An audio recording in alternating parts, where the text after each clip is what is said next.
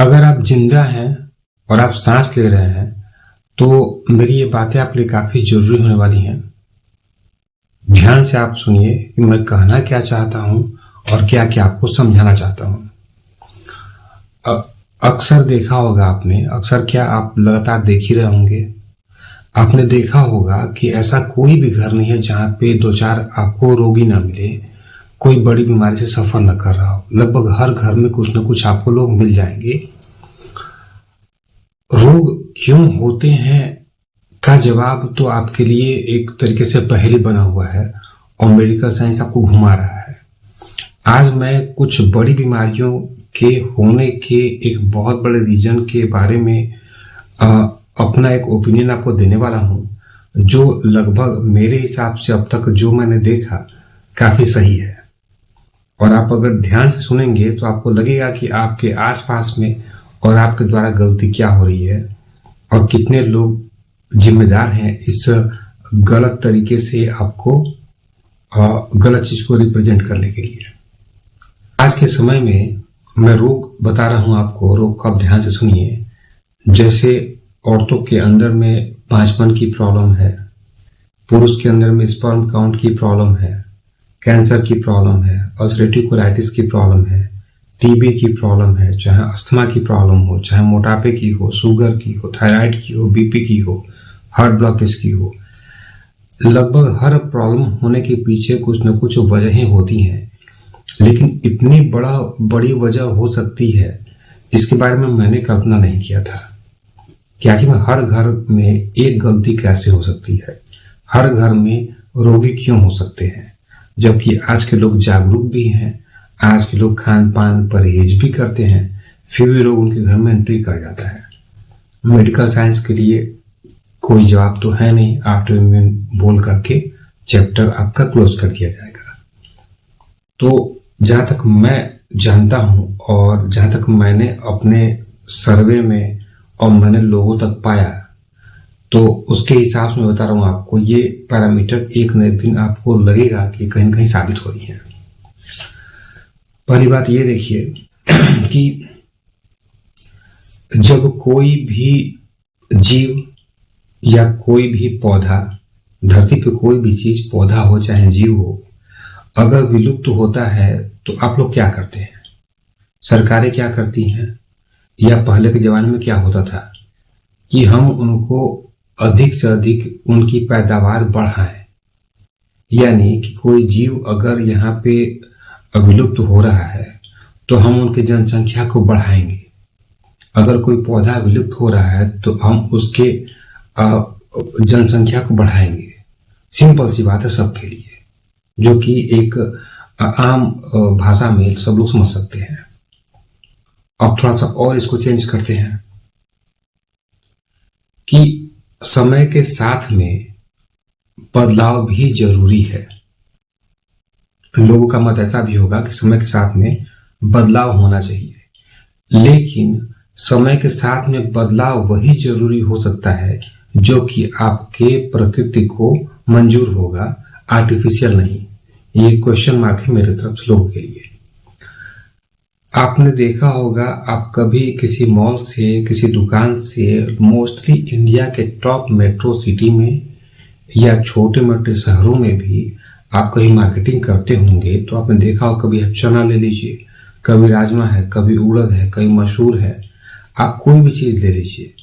जब आप उसको भिगो देंगे तो भिगोने के बाद देखेंगे क्या कि इस भिगोने के बाद में सबके शकल सूरत, सबका जो शेप साइज है बिल्कुल सेम होगा, सबके जायके सेम होंगे, बिल्कुल फैक्ट है।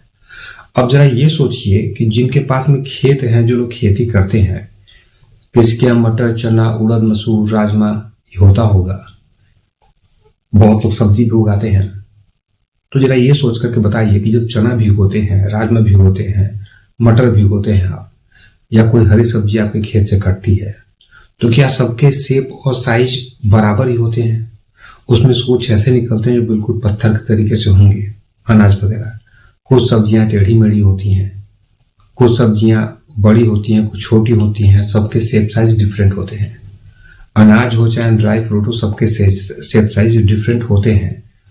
और आप खाएंगे तो खाने में भी इसका जो जायका है और जो इसको चबाने का जो वैल्यू है वो भी डिस्टर्ब आपका होता है, बराबर नहीं होता है।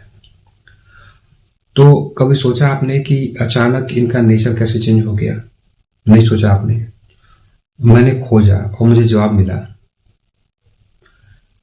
हमारे देश में कृषि को बढ़ाने के चक्कर में कुछ विदेशी कंपनियों ने, और वो विदेशी कंपनियां जो केमिकल बनाती हैं उस कंट्री से ताल्लुकात रखती हैं जिस कंट्री में ये बैन है, और ये इंडिया में आकर के लोगों को बताती हैं कि आपको कैसे कृषि करना है।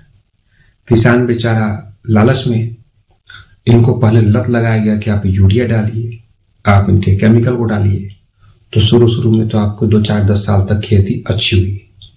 हुआ क्या, आपकी मिट्टी का उपजाऊपन जो है वो धीरे धीरे करके खत्म होने लगा। जब मिट्टी का जो उपजाऊपन है जब खत्म होगा तो ये जो फसल आपकी पहले से जो सदियों पहले जो हो रही थी आपके यहाँ, अब आज भी बहुत जगह गांव देहात में पुरानी नस्लें होती हैं जिनसे खेती होती है, अच्छी होती है। तो धीरे धीरे करके जो आपकी फसल थी, यानी कि वो फसल जो हमारे देश में सदियों से जिसके बीच चले आ रहे हैं, वो धीरे धीरे उनका ग्रोथ हो गया डिस्टर्ब, क्योंकि मिट्टी की जो उर्वरकता है वो डिस्टर्ब हो गई। उसमें ये फसल सरवाइव नहीं कर सकती थी। जैसे एक उत्तर प्रदेश मध्य प्रदेश के लोगों को आप लद्दाख पहुंचा दिए तो ये कंफर्टेबल फील नहीं करेंगे, और वहां के लोग को यहाँ ले तो कंफर्टेबल फील नहीं करेंगे। हर जगह पे हर फसल का मायने जो होता है वो प्रकृति ही डिसाइड करती है कि क्या होना चाहिए। अब क्या किया गया कि केमिकल दे करके जो नॉर्मल बीज थे आपके यहाँ के, जो आपके कल्चर में थे, जो सदियों से चले आ रहे थे, जो कि हेल्दी थे, उसको तो इन लोगों ने पनपने से रोक दिया। अब यहाँ पे इनकी एक ब्रांच और है केमिकल वालों की, जो इस पर रिसर्च करती है, जो हाइब्रिड नस्ल तैयार करती है। और मजे की बात क्या है कि इन खाने पीने की चीजों के अलावा ये लोग जानवरों का भी हाइब्रिड नस्ल तैयार करते हैं। जैसे में जिन का आप मीट खाते होंगे सबके हाइब्रिड नस्ल होते हैं तैयार, और दूध पीते हैं तो आज गाय भी हाइब्रिड नस्ल की आपको तैयार हो गई है। इनको गाय के दूध से मतलब नहीं है, इनको गाय के दूध से क्वांटिटी से मतलब है। अब इन्होंने हाइब्रिड नस्ल की फसल तैयार ऐसा कर दिया कि जो इस ड्राई वाले, यानी कि जिस मिट्टी के अंदर में उपजाऊपन नहीं है, अगर 1 बीघे में 4 बोरी आपको गेहूं हो रहा है पुराने फसल में, तो इनके फसल में एक बीघे जमीन में 7 बोरी आपको गेहूं होगा। पानी भी कम लगेगा और इनको देख रेख भी कम करना पड़ेगा, बस यूरिया खाद देते रहिए। तो बेचारा जो किसान है जो 4 बोरी मुश्किल से अनाज उगाता है एक बीघे में, तो जब उसको 7 का फायदा होगा तो बेचारा वो केमिकल क्यों ना खरीदे। तो जो अन्नदाता किसान है उसको लालच दे करके उसको अन्नदाता की जगह पर जहरदाता बना दिया गया। लेकिन उस किसान को भी पता नहीं चलेगा कि उसके साथ में कितना बड़ा गेम को लोगों ने कर दिया। तो इनकी जो रिसर्च टीम है वो क्या करती है कि ऐसे नस्ल को तैयार करती है, हाइब्रिड नस्ल को, जो कि आपको किसी भी एटमॉस्फेयर में पनपने के लिए परफेक्ट हो, और इनकी पैदावार ज्यादा होती है। अगर आप साल भर में 2 फसल काटते हैं तो ये साल भर में 3 फसल काटेंगे, 4 फसल काटेंगे।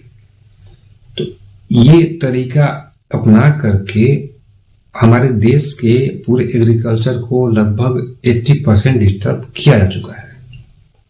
आप चाहे सरसों ले लीजिए, आप चाहे कोई सब्जी ले लीजिए, चाहे कोई भी आप फल ले लीजिए, लगभग सब जगह पे ये चीजें छा चुकी हैं।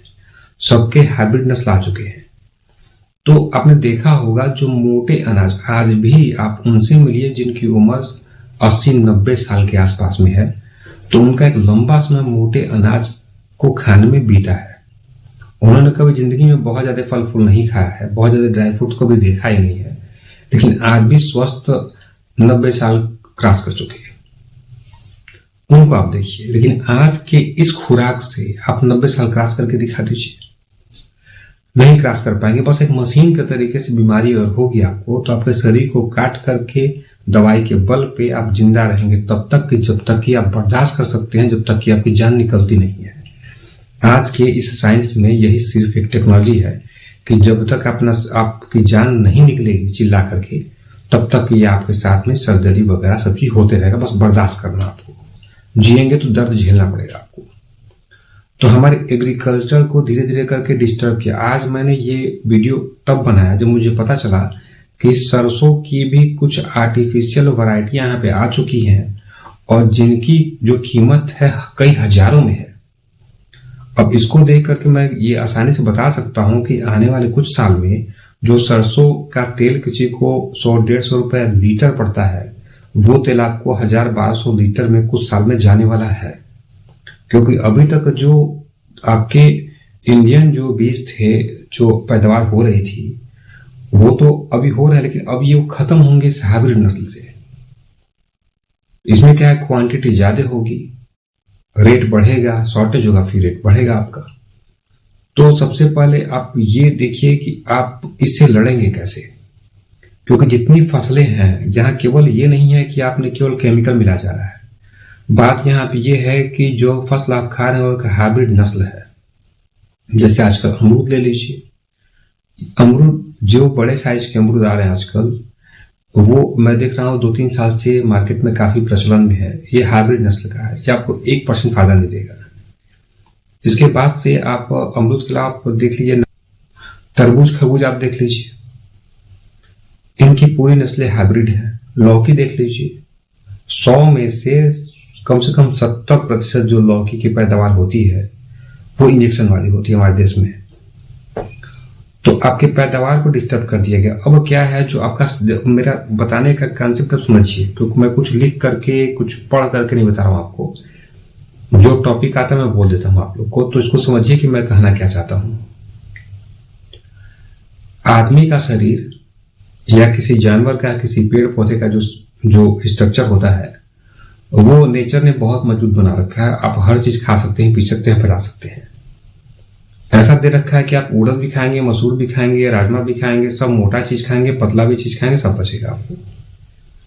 लेकिन इस मजबूत चीज को, सॉफ्ट नेचर की चीज को खिला करके इसका नेचर ही तब्दील कर दिया गया कमजोर में। क्योंकि आज के समय के जो लोग हैं, उन लोगों को कॉर्नफ्लेक्स पच सकता है, ओट्स पच सकता है, लेकिन मक्के की रोटी आप खिला देंगे या डायरेक्ट मक्का खिला देंगे, वो नहीं पचेगा, क्योंकि उनका सिस्टम अलाउ नहीं करेगा। उनका सिस्टम इतना कमजोर बनाया जा चुका है इन सॉफ्ट नेचर की चीज को देकर के। तो एक तरफ आपको ये बताया गया कि आपके देश की नस्ल जो है फला चीज की, फला पौधे की खराब है। इंसानों की नस्ल को खराब कर दिया मात्र आईवीएफ टेक्नोलॉजी लाने के चक्कर में। आज वही तो हो रहा है ना, पौधों की नस्ल को खराब कर दिया गया, क्योंकि आपकी तो खराब जाती है, आप यहां से लाइए, आपको हाइब्रिड, आपकी अच्छी पैदावार होगी। दूध देसी गाय को बिल्कुल समाप्ति के कगार पर लोगों ने खड़ा कर दिया, और अब आपकी हाइब्रिड गाय आ रही हैं जो कि आपको उससे दुगना दूध देती हैं, क्वांटिटी देती हैं, क्वालिटी नहीं देती हैं। आप पिएंगे तो बीमारी होगी ना आपको। ये आज से मेरे ख्याल मुझे लगता है कि लगभग 45-50 साल पहले से इसकी शुरुआत हुई थी गाय की। जो आपके हिंदुस्तान के अंदर में जब जर्सी और फ्रीजियन गाय की एंट्री हुई थी, तब हाइब्रिड नस्ल की, तब से देसी गाय ही केवल यहां पे थी। तो जो आपके खाने पीने में इस एक एक चीज को तोड़ा गया सर्किल को, और अंत में क्या किया, रिप्रेजेंट किया गया उन चीज को जो इनकी टीम ने, इन बाहरी कंपनियों की टीम ने यहां पे चीजों को ट्रांसप्लांट किया कि आप ये फसल पैदा करिए, आपको ज्यादा फायदा होगा। बेचारा किसान पैदा कर रहा है तो क्या हो रहा है, उसको फायदा ज्यादा हो रहा है, लेकिन नुकसान किसका हो रहा है, आपकी तबीयत का। अगर मैं ये देखूं कि अगर आप सिलेक्शन कर सकते हैं फ्रूट का, सिलेक्शन कर सकते हैं अनाज का, या किसी भी खाने पीने की चीज का, यहां तक कि भी दूध का, तो आप सिलेक्शन करना सीख लीजिए। अगर आपको 100 किलोमीटर दूर भी अगर आपको प्योर चीज मिलता है तो समय निकाल कर वहां से ले लीजिए, लेकिन शॉर्टकट का फार्मूला आप अपनाइए मत। नहीं तो ऐसी कोई बीमारी है ही नहीं कि जो नहीं होगी आपको। ये एक रैकेट है, अंत में आपको बीमारी बढ़ेगी। बीमारी बढ़ेगी तो फिर इनके पैरेलल कंपनियां हैं, वो क्या करती हैं, आपको दवाई बनाती हैं, एंटीबायोटिक्स बनाती हैं, तमाम दवाई बनाती हैं जो कि आपको रोग से बचाएगा। मतलब पहले रोग दिया गया आपको, फिर रोग से बचाने का सर्कल। सब चीज खंगालने के बाद मैं इस नतीजे पे पहुंचा कि सबका जड़ एक है, और केवल ये वेस्टर्न कल्चर आपका है, वेस्टर्न कंपनियां आपकी हैं जो कि इस पूरे कल्चर को डिस्ट्रॉय करने पर लगा हुआ है। आज आज आप कहीं भी जाएंगे तो आपके जो भी आपकी पैदावार थी, चाहे वो किसी फल का हो, चाहे अनाज का हो, चाहे सब्जियों का हो, सब जगह कहीं का प्रश्न चिन्ह लगा हुआ है कि ये समय ज्यादा रहेगा, इसको देख रेख में ज्यादा खर्चा आ जाएगा, इसको पानी ज्यादा चाहिए तो इसकी पैदावार कम होगी। लेकिन उसके अल्टरनेट में दो कंपनियां और खड़ी हैं जो बोलती हैं कि इसमें लागत कम आएगी, इसको कम मेंटेनेंस होगा, कम खर्च करना पड़ेगा इसको उपज करने के लिए, पैदावार ज्यादा होगी, समय बचेगा। ये चीजें आजकल आ गई हैं।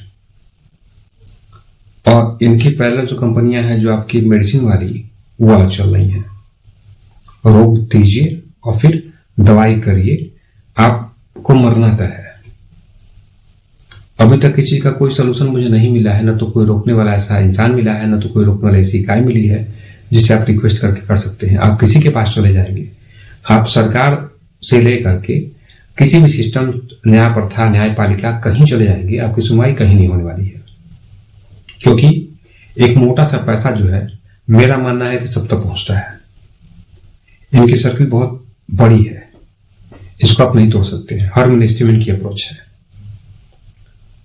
तो ये सिस्टम बनाते हैं और जब भी चाहेंगे आपके पैरामीटर को चेंज कर देंगे। इनका कुछ भी नहीं कर सकते हैं। और ये मेरे हिसाब से सिर्फ अगर बचाव कुछ है तो सही जानकारी है और सही चीज का सिलेक्शन है। इसलिए आप जो भी चीज मार्केट से खरीदते हैं 100 बार सोचिए कि अच्छा है कि नहीं है।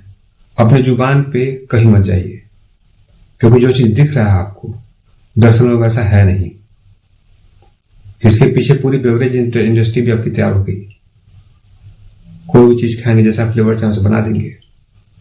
तो मैंने देखा, क्योंकि मैं जब कोलाइटिस के पेशेंटों के बारे में सर्च कर रहा था कि इसमें कहां से कहां कड़ी पकड़ा जाए, तो केमिकल पे आकर के मैं भी रुक जा रहा था। लेकिन केमिकल लोग खाते हैं और सब सब्जियों में पड़ते हैं, फल फूल में सब जगह पड़ते हैं, मैं इस पे आकर रुक जा रहा था। लेकिन फिर मैंने देखा ना, केमिकल पे रुकना गलत है। इसके पीछे एक बहुत बड़ा रैकेट है। पहले आपको यह साबित करना कि आपके जो बीज हैं, जो नस्लें हैं, वो खराब हो चुकी हैं। फिर आपको दूसरी नस्ल को दिया जाएगा। क्योंकि जमीन खराब की गई है आपका माहौल खराब किया गया, फिर आपकी नस्ल को खराब बोला गया, फिर दूसरी नस्ल बेचा गया, नस्ल बेच करके आपकी तबीयत खराब की जाएगी। फिर इनके पैरेलल कंपनियां, जो मेडिकल कंपनियां हैं, वो आपका इलाज करेंगी। मरते रहेंगे आप इसमें। इसलिए जितने बड़े ब्रांड हैं इनको बाइकाट करिए। जितने पैकेट बंद चीजें हैं बाइकाट करिए इस चीज को।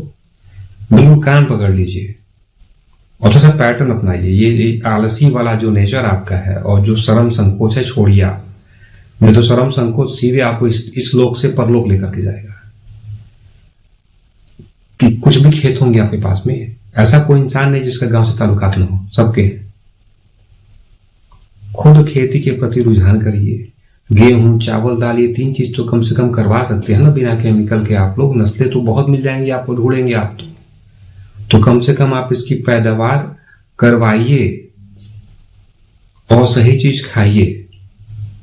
वो भूल जाइए आप कि आप अगर पानी में कोई चीज डुबो कर रखते हैं तो केमिकल उसके हट जाएंगे। कुछ परसेंट हटता है, पूरा तो नहीं हटता है ना। जब नस्ल ही खराब आपको दिया जा रहा है तो जाहिर सी बात है कि मरना तो तय है ना आपका। ये एक बहुत बड़ा टॉपिक है जिसकी एक एक कड़ियों को मैं लेकर के ओपन करूंगा। और मैं आपसे यही चाहता हूं कि आप थोड़ा सा जागरूक बनिए, अपने आसपास में क्या हो रहा है इनको देखिए। और हाँ, एक बात और, हमारी पूरी टीम इस चीज को लेकर के केवल सर्वे ये करती है कि कहाँ पे क्या चीजें गलत हो रही हैं और फिर कहाँ पे क्या चीजें सही हो रही है। और हमारी टीम किसी को भी रिपोर्ट नहीं करती है। हमारी टीम इस डेटा को इकट्ठा करती है और फ्यूचर में मेरी पूरी प्लानिंग यह है कि इसको डायरेक्ट हमारी टीम जो है, जो भी गलत कर रहा है उनको सीधे तौर पर रिपोर्ट करें और इस चीज को बिल्कुल खत्म किया जाए। और मैं बहुत लोगों को हायर कर चुका हूं और बहुत लोगों को मैं भी हायर कर रहा हूं। अच्छे खासे जो वकील हैं और अच्छे खासे जो एडवाइजर हैं, मैं इनको हायर कर रहा हूं ताकि आगे के प्रोसेस में कम से कम इस चीज को फॉलो करके इस चीज को कहीं ना कहीं भी तो रोका जाए। लेकिन मैं भी लाचार इस मारे हो जाता हूं कि मुझको भी बहुत कुछ आइडिया नहीं है कि किस कड़ी को कहां से रोका जाए।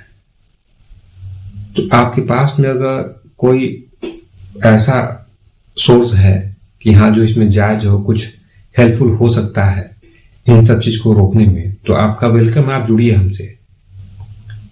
हर शहर के लिए, हर जगह के लिए, देश दुनिया हर जगह में ये चीज कर रहा हूं, लेकिन हमारे इंडिया के अंदर में ये चीजें कुछ ज्यादा हैं जिसको रोकना बहुत जरूरी है। नहीं तो अब ये कहना बिल्कुल गलत है कि वो दिन दूर नहीं, ऐसा नहीं है। हर घर के अंदर 4 बच्चे बैठे हुए हैं, हर घर का मोटा सा इनकम पैसा जा रहा है आपको, आपके दवाइयों में जा रहा है।